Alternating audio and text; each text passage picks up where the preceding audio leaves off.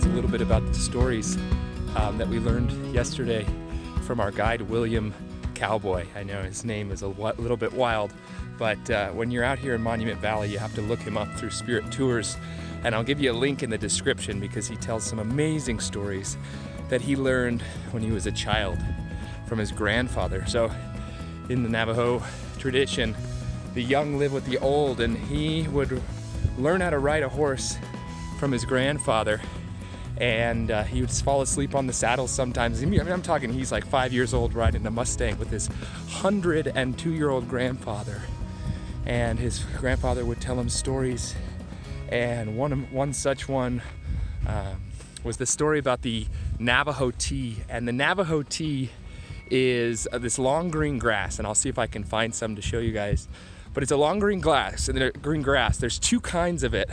So there's the Navajo tea, which is very, very health beneficial, antioxidant, all the good stuff that tea usually brings.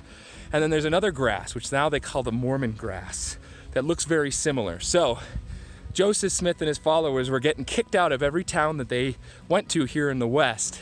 And the Navajo people allowed them to stay and actually showed them how to work the land and how to utilize the different plants and animals, because they weren't able to stay in any town. So the Church of Latter-day Saints, the Mormons, Joseph Smith, were able to do that. But one of the things they got confused about, hence the name Mormon tea, is these long green grasses.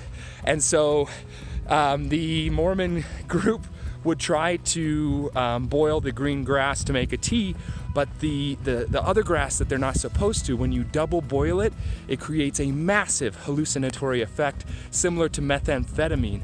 And so, as William put it, they were often speaking to God and maybe writing some tablets or something.